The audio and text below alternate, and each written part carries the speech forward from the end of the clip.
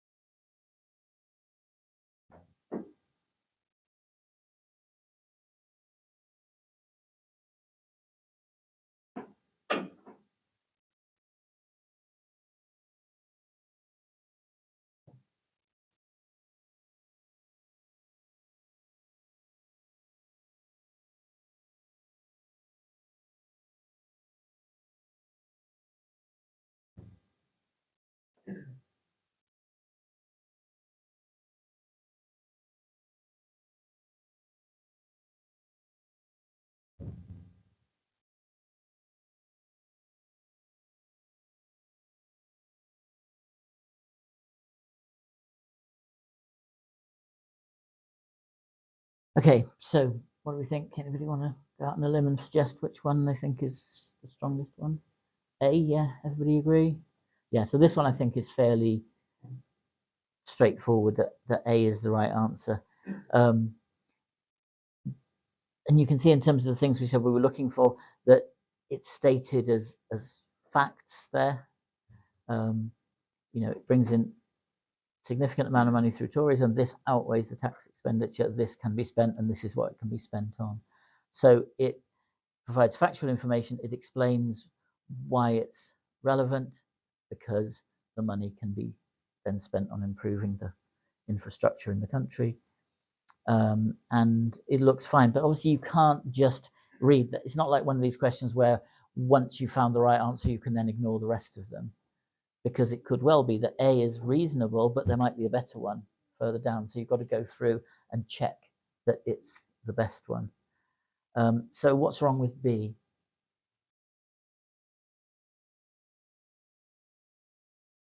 Yeah, so first of all, it hasn't got any specific information. You know, it's very vague, this idea of inspiration. But there's one word in particular in that which should be ring alarm bells and say it's not going to be that one.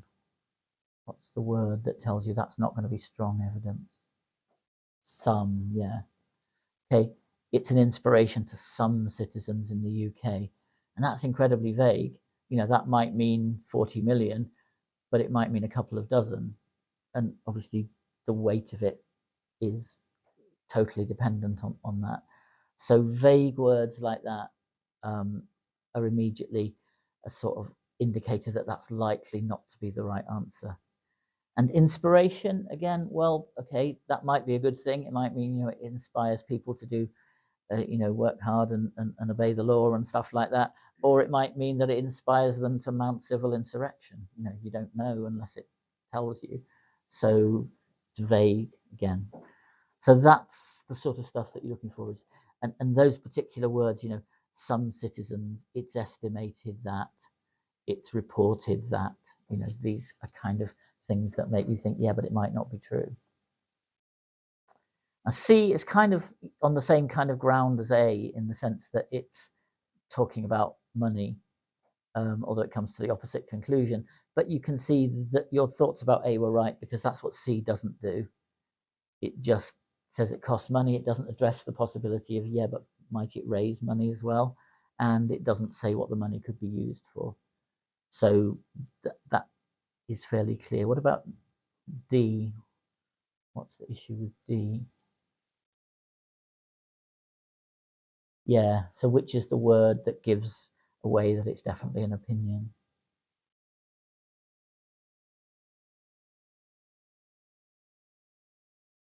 Yeah, because deserving is a subjective thing, you might think you deserved an A star in your mock exam, but your teacher might think differently. Okay, so it's a, um, it's a subjective thing, and so that's again very unlikely to be the right answer.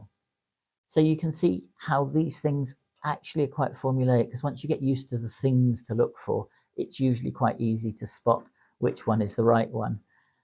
If all else fails and you can't spot which is the right one, then the longest one is likely to be a good bet. And you can see that this was true in this case, but that's not the way to approach it, because they obviously could trick you quite badly by giving a long but irrelevant answer.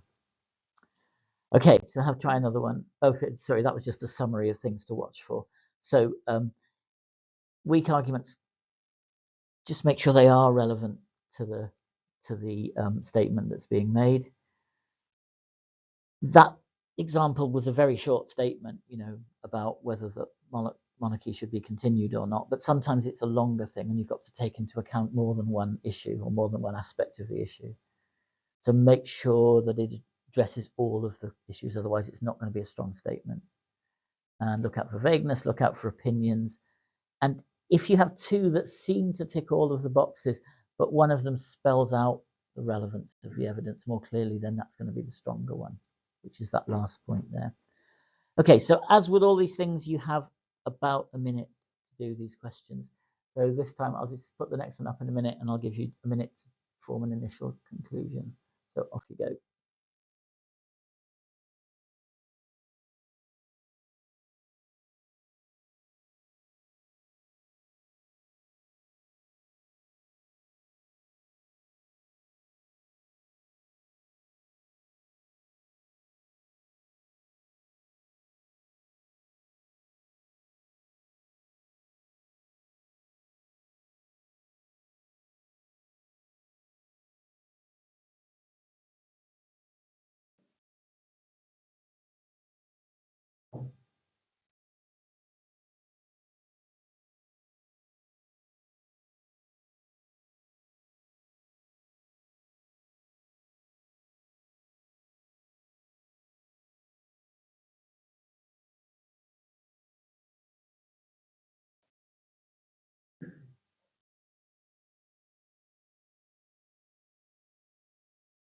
Okay, so that's your minute. So let's just see what people think. So how many people think the first one?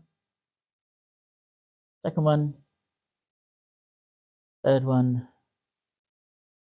And fourth one? Yeah, brilliant. So you all got it right. So the third one is the right answer. So what made you pick that one? Because you're absolutely right. But it addresses all parts of it. It's talking about addressing child death, but also crying, for some of them only address one or the other, and it does give evidence of at least one example. yeah, absolutely. So I think the real giveaway is it's the only one actually that mentions child mortality, and so that immediately makes it stand out. But all the other ones are talking in vague terms um, about aid, but they don't address that specific issue of reducing infant mortality rates. So that's good. And I mean, the fact that you all got that within a minute should encourage you a lot, because most of the questions aren't any harder than that. I mean, you get some that are, but you know, by the time you've practiced more, you could do ones like that very quickly. And remember, that's going to give you more time to do the more complicated ones later on. So we won't look at any more of those today. But when you come back to doing the preparation, have a look at that checklist of things to watch out for, and that will help you get off to a flying start with really getting up to speed with these things. Okay, so let's move on to the next section. So this is the only sort of slightly mathematical part of the decision-making thing. So for this, it's probably useful if you have something to scribble on and potentially your calculator. Although I don't think you can probably get away without your calculator, but you definitely something to scribble on would be helpful.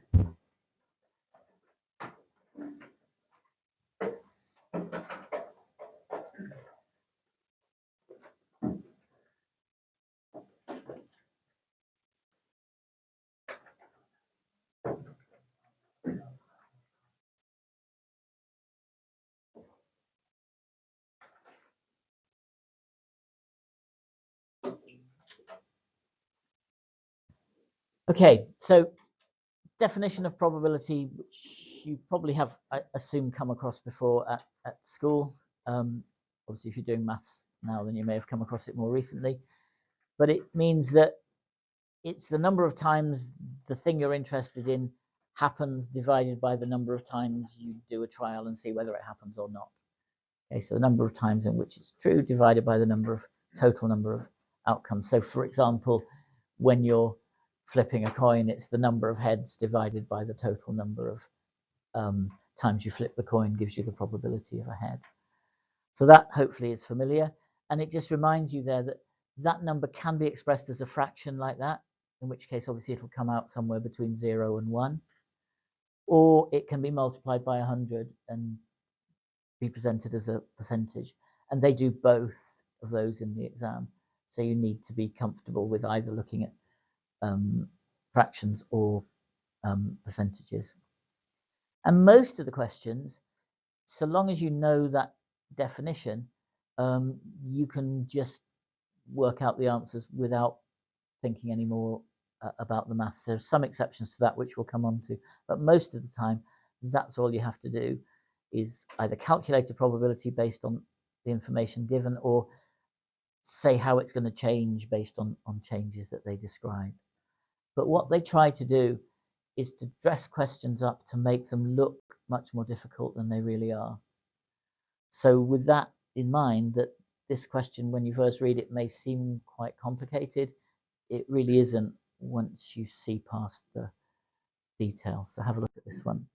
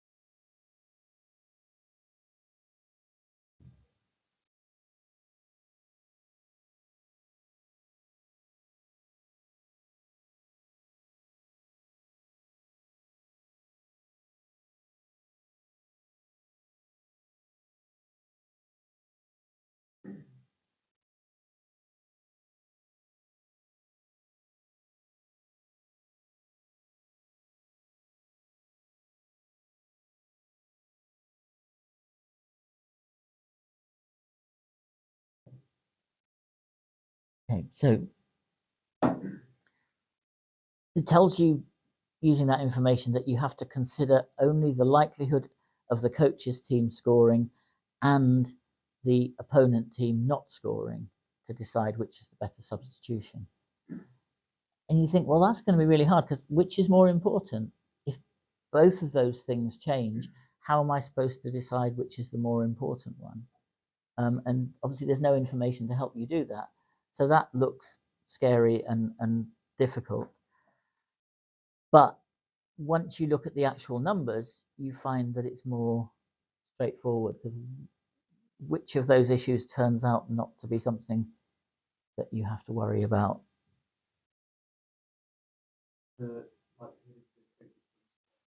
Yeah, because if you look at numbers, it tells you that if you replace player A, there's an 80% chance that the coach's team will score a goal. So then you say, well, what about if I change player B? And just because they're being deliberately awkward, they don't tell you the probability of the coach's team scoring a goal. They tell you the probability of them not scoring a goal. But obviously that's a binary thing. Either they score a goal or they don't. So those two probabilities must add up to 100%, because the probability of not scoring, the probability of scoring must covers all possibilities. So they must add up to 100%. So if there's a 20% chance of them not scoring, there's an 80% chance of them scoring, which is the same as if player A is replaced. So once you realize that, you think, okay, so I ignore that and I just focus on what happens if what happens to the chance of the opposing team scoring if I substitute A or B. And it tells you that there's a 70% chance of the opposition scoring if you replace player A. And again, it's being awkward, but it tells you there's a 50% chance of the opposing team not scoring if you change player B. But that means there must be a 50% chance that they will score. So it's 50% chance the opposition scores for player B, but 70% chance for player A. So your better bet is to go with player B. And so C was the right answer for that one. So it's a case of just reading it carefully and not sort of getting caught up in the, oh, this is too complicated, there's too many things to get my head around, because they deliberately set things up, first of all, to present the information in an unhelpful way, and you just have to translate it into directly comparable terms. And when there's more than one issue, there will always be a way that you can ignore one of them and just focus on the other one. Okay, so with that in mind, again, let's look at another one, and this time I'll see how far you can get in a minute. So go. Oops, that's the answer. So off you go.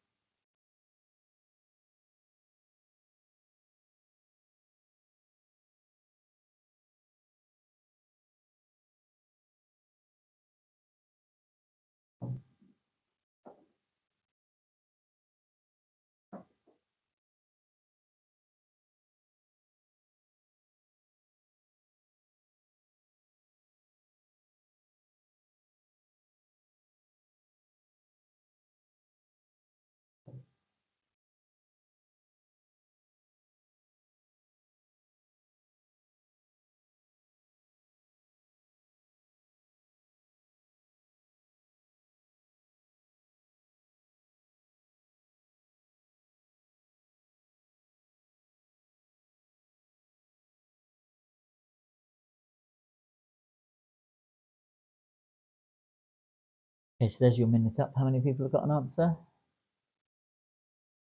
No, so okay. So, but that's not a problem, because you're going to get quicker, but also there'll be lots of easier ones where you'll save time. So give you a bit longer, I know.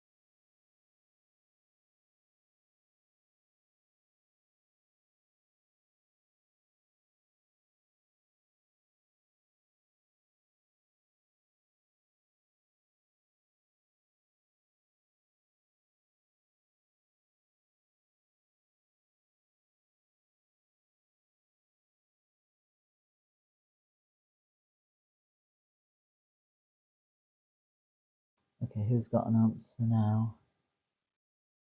One. Okay, what did you get? Let's see, and nobody else got one yet. Okay, let's go through it. And so, again, same as in the last one, you've got to think, well, this is complicated because what does it mean by a better investment option? Does that mean that you have a better chance of getting a really high return, or does it mean that it's less risky so that there's less chance of getting a very low return? Okay, because it could be either of those things. So again, you have to consider both of them. And in a real world situation, that could be complicated because they're both likely to be different. But you can guess that it's going to be like the last one, and one of those things will turn out not to be an issue. So if we look at the low return, which is the 12% or less, it tells you that for stocks, there's a 0.7 chance of getting 12% or less.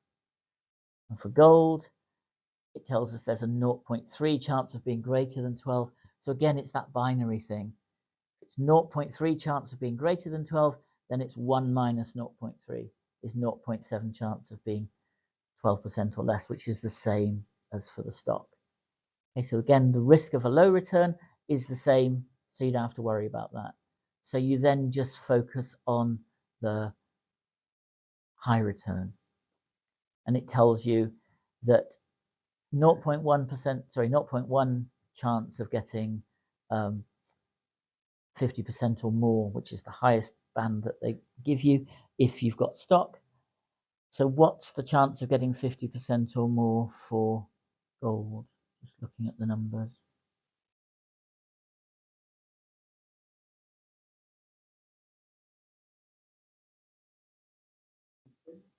Yeah, 0.2, because it tells you that it's 0.3 likelihood of being greater than 12%, but of that 0.3, 0.1 is between 12 and 50. So you take the 0.1 away from the 0.3 and you get 0.2 is the probability of being more than 50. And that's double the likelihood you got for the stock. So gold was the better option in terms of getting a high return.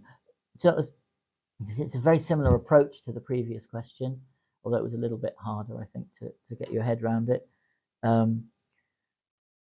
But it should encourage you because you can see, oh, these are quite formulaic. There are lots of questions like this, and that's going to give you a good chance of getting it right. Yeah, because at the moment you've done 2 of them. By the time you do the exam, you'll have done 973 of them, and that's what's going to make the difference. You've really got to do masses of practice, and then these things become relatively straightforward. So most questions are sort of like that, where you just have to worry about the probability of one thing. But occasionally, you have to worry about probabilities of 2 separate things occurring. So it gives you an example here. If you flip a coin, but you also throw a die, you can say, what's the chance of me getting heads with the coin and a 6 from the die? Or you can ask the question, what's the chance of me getting heads or a 6? So if you don't know how to do these things, don't worry about it. But just in case you do, I'll just give you a minute or 2 to think about that one. See if you can work out what either or both of those probabilities are.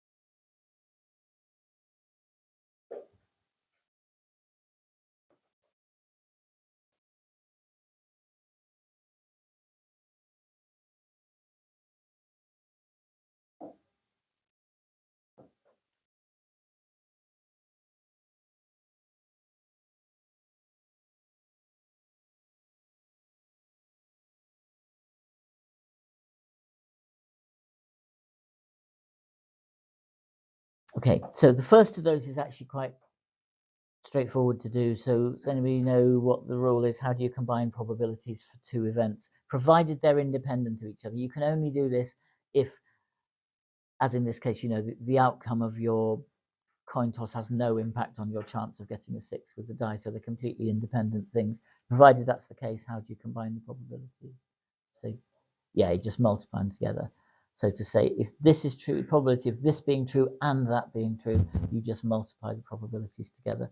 So it's going to be a half for getting a head with the coin, and it's going to be 1/6 for getting a 6 with the die. So 1/2 times 1/6 is 1/12 for that one. Bit more complicated to do the or one. Anybody know how to do that?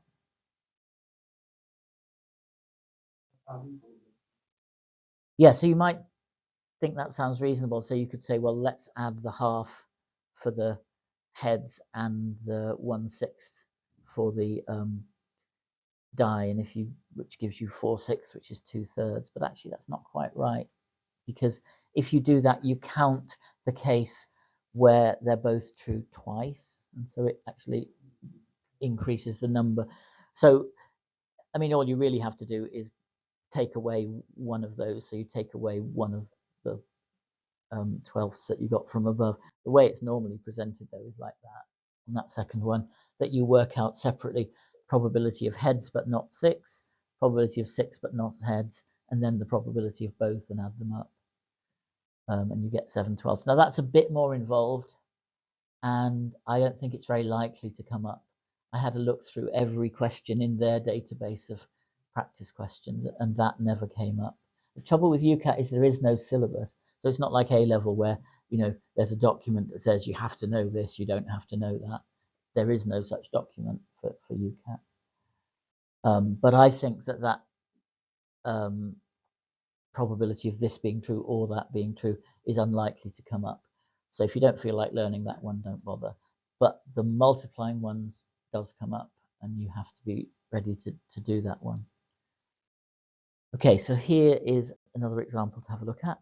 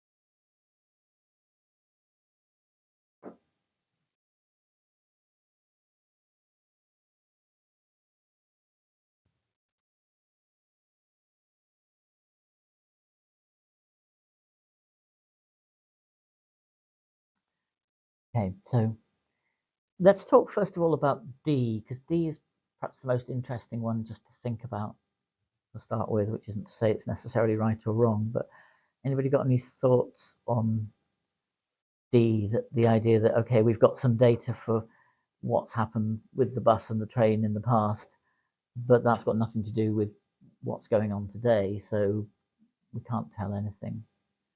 Anybody got any views on, do you kind of agree with that, or?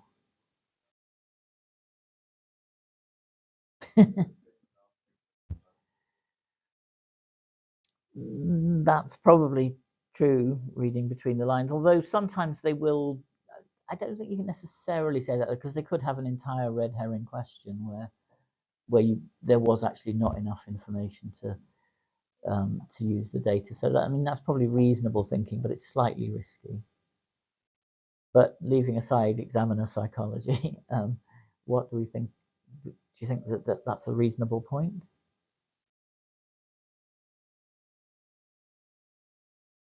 Okay, so think about it this way. if you go to the doctor and the doctor says, "Oh, you've got high blood pressure, so I'll prescribe a beta blocker for you," or whatever. Why do they do that? What's the evidence that they use that says this would be an appropriate thing to do? Yeah, that drug will have been prescribed to lots and lots of people in the past, and it will have been checked whether it does reduce blood pressure and also whether it doesn't kill them. So when you do evidence-based medicine, which is what you're going to be signing up to do, and this applies to dentists just as much, you're basically signing up to say, right, you're going to make use of all these past experiences for what happens when you did such and such a thing to a person, to say, would that be an appropriate way to treat them in this condition? And you could say, yeah, but every person's different, and that's true. So that's why there's always a chance that the drug won't work for this person, and indeed might even do something bad to this person, because all you've got are statistics that say it's very unlikely for bad things to happen, and there's a high likelihood that it'll work, so we'll give it a go. But it's the same thing here, it's making use of past experience. So D is quite an important one, because it's the sort of thing that could actually come up in an interview question. Obviously, if it came up in an interview and you in effect said that evidence-based medicine isn't valid, that would be bad. Okay, so that's quite an interesting one to talk about. But you're right. However you come to that conclusion, it's not the answer. So the other three all do depend on the, well, actually no, A and C at least depend on the data. But which is the right answer out of those? Let's see. Anybody disagree or agree?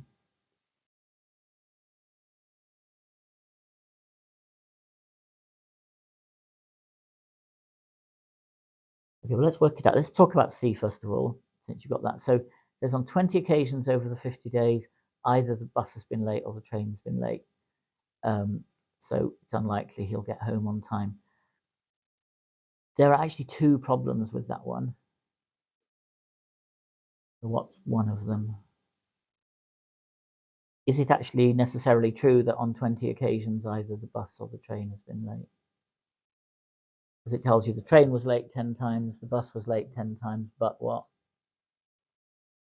Yeah, sometimes they could have been late on the same day. So therefore that 20 is a suspect number, and that immediately makes you think it can't be that one. But also, even if it were true that it was 10 of each, that's still only 20 out of 50, so that's less than half. So you would still have a better and even chance of getting home. So it's definitely not C. What about B? Doesn't use any of the data. I mean, you don't know how late the bus is, how late the train is. But the implication is, because remember, I mean, I suppose there's the chance that the train might, leave late and make up some time along the journey, but I think you kind of have to ignore that because that's probably stretching things a little bit. I think your expectation, I mean, normally if you get on the train and it arrives late, you think, I'm going to be late getting there. So I think for that reason, the thing is that if the train's late, then you're going to be late home. So it doesn't matter whether you catch, you say, okay, I'm going to catch the train that I thought I was going to catch, but it's going to leave late, so I'm going to arrive late. So it's not going to be B for that reason. So you're sort of left with A by default. But what's the calculation with A that you could do if you wanted to actually demonstrate that it is reasonable? Based on what we were talking about a few minutes ago, what's the probability, if you use those past data, what's the probability that the bus is on time from the numbers it gives? Yeah. Yeah, 40 out of 50, so 4/5. And similarly, the chance that the train is on time is also 4/5. So what's the chance that they're both on time? Yeah, 4/5 times 4/5, right? Because it's combining probabilities again, just like we did with because the bus and the train are independent. Whether the train arrives on time is independent of whether the bus did or not. So you can just multiply the probabilities together. So it's 4/5 times 4/5, which is 16 over 25, which is bigger than a half. So there's a better than even chance.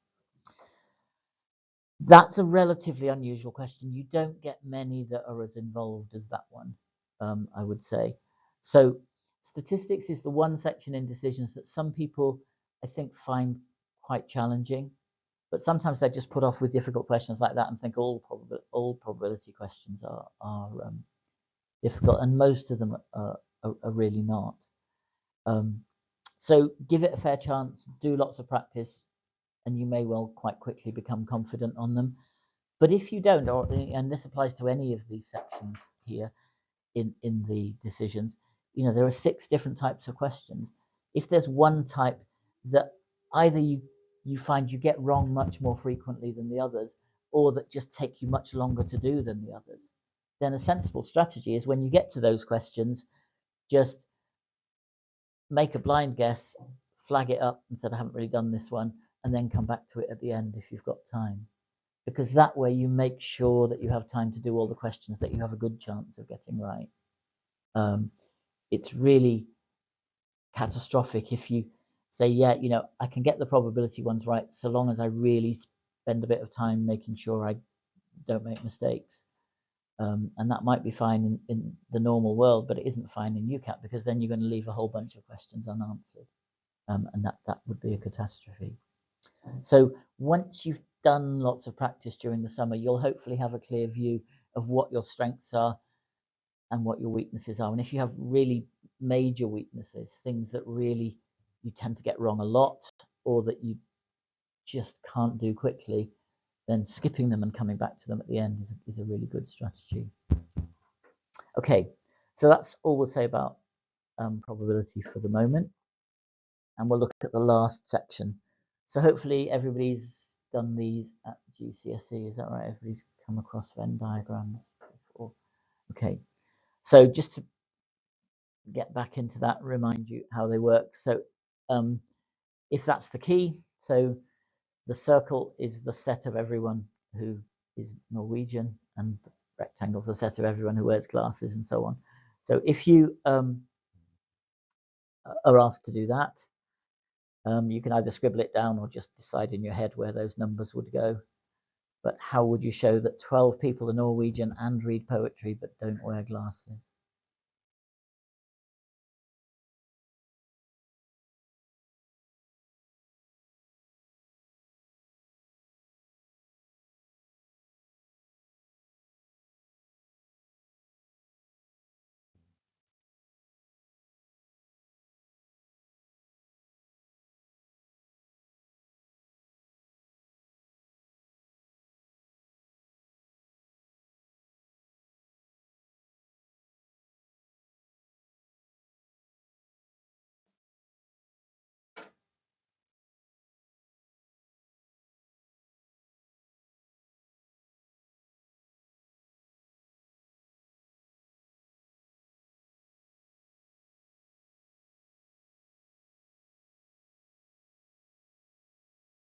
Okay, so hopefully that's what you got.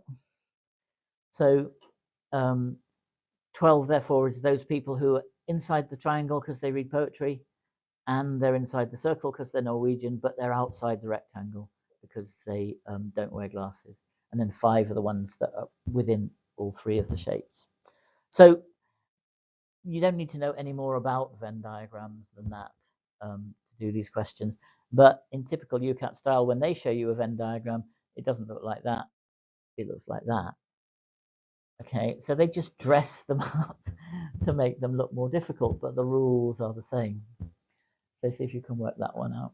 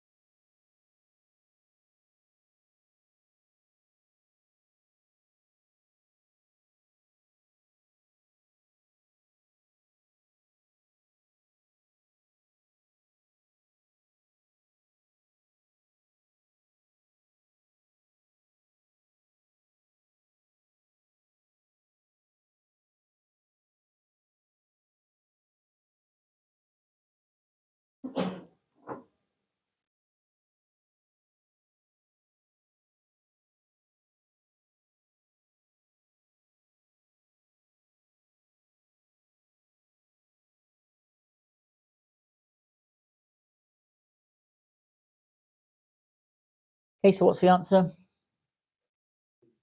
75, yeah, good, you got that. So it's not as difficult as it looks. So you just start out by saying, well, okay, if it's got gold in it, it's got to be within the double-headed arrow, so that rules most of the numbers out straight away. It's got to have diamond as well, so it's also got to be within the rectangle, and then that leaves you just with 4 possible numbers to work with. And then if it's got to have silver as well, it's got to be within the heart, and that narrows it down to 75 and 23. So it's either going to be one or other of those or the sum of them. And then you look at the exceptions. So if it doesn't have pearl, it's got to be outside the sort of teardrop shape. They're all outside that, so that's not an issue. But it's also got to be outside the pentagon because it hasn't got platinum. So that just leaves 75. Okay, so they dress it up. It makes it look scary, but actually it's just logical and straightforward. If it was on paper, it would be easier because you could sort of draw around the areas that you'd considered and things like that. But remember, it's not on paper; it's on the screen. So you can scribble on paper, but you can't. You don't have the actual picture there to work with. Okay, so that's the first type of question, where they give you a complete Venn diagram and just ask you to deduce something from it. Second type of question is like this one, where this time they give you some information and they ask you which of those diagrams correctly represents that information. Let's see if you can work that one out.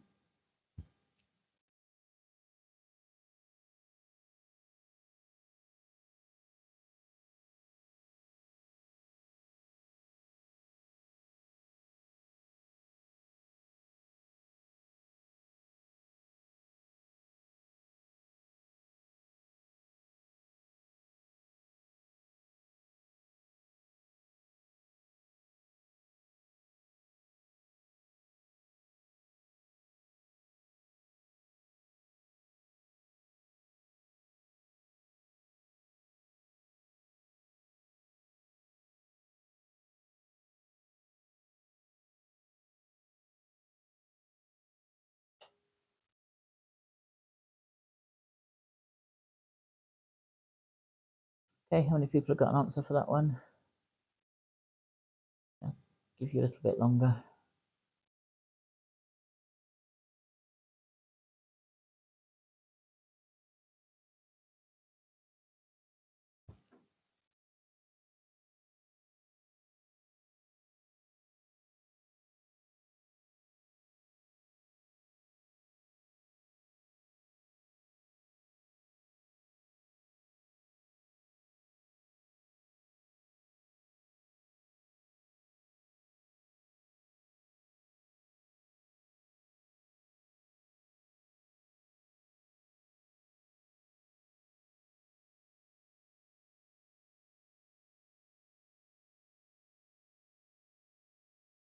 Okay, anybody got an answer now?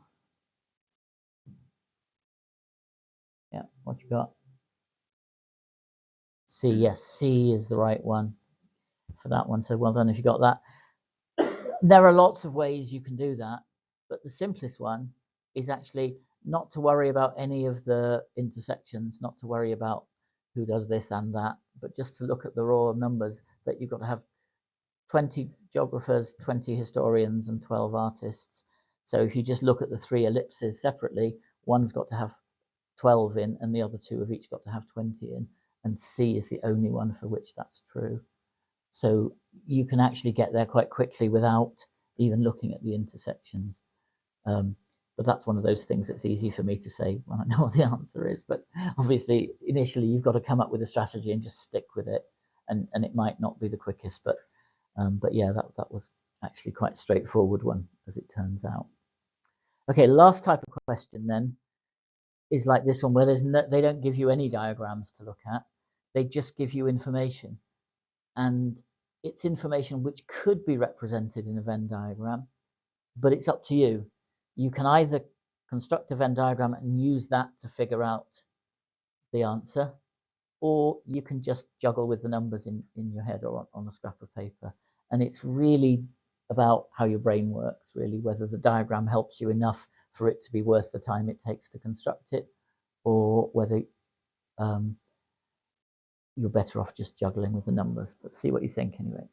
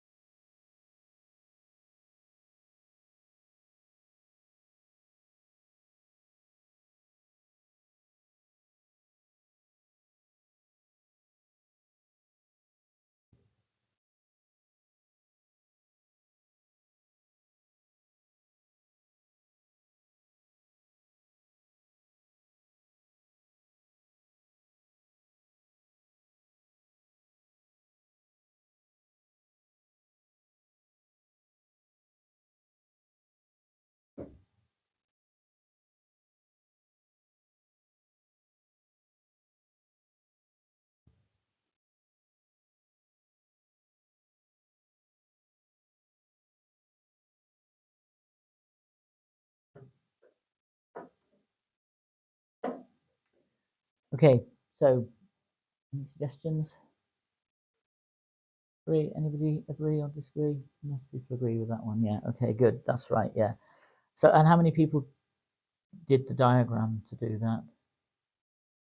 No, I didn't either. I mean, I think most of the time, it just takes too long to come up with it.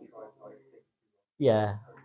No, I think that's my feeling as well. That most of the time, but it does vary. You know, so it's something to bear in mind. So,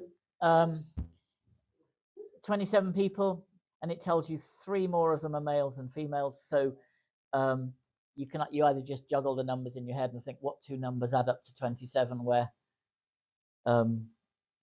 one's 3 bigger than the other, or if you do maths, you say, you know, 2x minus 3 equals 27. What does x equal? Okay, and so congratulations if you did that. Yeah. So anyway, you get that there are 15. You get 15 males. Total, and then the next line tells you that 12 of those are adults, so you just do 15 minus 12 gives you 3. So again, it probably felt like it was going to be complicated to start with, but it turns out really not to be. Okay, and that's all that we're going to do on, so this is how you could have done a diagram. But yeah, as you can see, just even thinking about that, let alone then filling it in and then thinking about what it means, would take you a lot longer than juggling the numbers, I suspect. So that's all we're going to say about decisions for the moment. As with all these sections, having, you know, we've spent 2 whole lessons on that section, and it doesn't remotely mean that you're now ready to go on the decisions section. All it means is that when you come to doing the serious work during the summer, you hopefully won't be looking at them thinking, I don't really even understand what this question's asking me to do. That's hopefully the stage that we've got past. But it will only be your practice that will get you good at this.